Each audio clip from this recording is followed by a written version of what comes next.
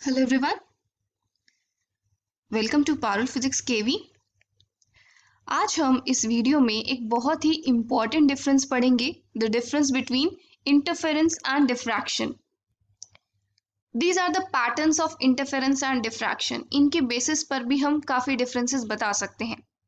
The first difference is it is due to superposition of two waves from two coherent sources. जो interference pattern बनता है वो कब बनता है? जब दो सोर्सेज यूज होते हैं। दो सोर्सेज जो लाइट वेव्स आती हैं वो एक दूसरे पे सुपर इम्पोज करती हैं और वो दोनों सोर्सेज कोहेरेंट सोर्सेज होने चाहिए।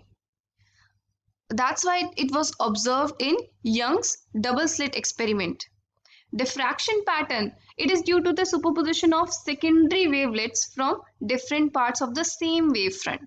यहाँ पर एक ही सोर्स यूज होता है, सिंगल स्लिट एक्सपेरिमेंट है ये, और यहाँ पर एक ही वेव फ्रंट आता है, लेकिन वेव फ्रंट में सेकेंडरी वेवलेट्स होती हैं जो आपस में सुपर इम्पोज करती हैं और डिफरेंट डिफरेंट डायरेक्शंस में हमें ब्राइट या डार्क इंटेंसिटी देखने को मिलती है। इंटरफेरेंस में जैसे आप देख सकते हैं यहाँ पर सारे फ्रिंजेस की विड्थ इक्वल होती है।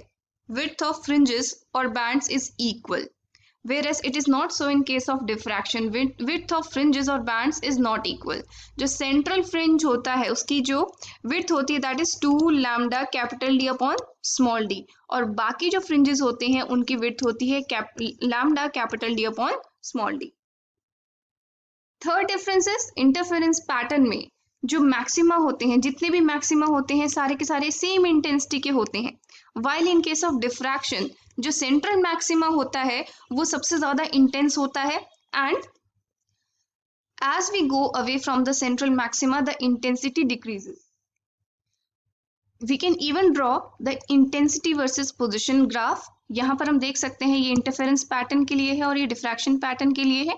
सारे फ्रिंजेस इक्वल विड्थ के होते हैं, यहाँ पर अनइक्वल विड्थ के होते हैं। यहाँ पर सारे फ्रिंजेस की इंटेंसिटी सेम है और इधर intensity decreases as we move away from the centre of the screen. हम इनमें एक और भी डिफरेंस कंसिडर कर सकते हैं, जैसे जो कंडीशंस है वो डिफरेंट होती है। इस केस में जब पाथ डिफरेंस n लैम्डा हो तो कंस्ट्रक्टिव इंटरफेरेंस होता है। डिफ्रैक्शन के केस में उल्टा हो जाता है, यहाँ पर n लैम्डा पे डिस्ट्रक्टिव इंटरफेरेंस होता है। So this was an important question from the exam's point of view. Thank you for watching. Have a good day.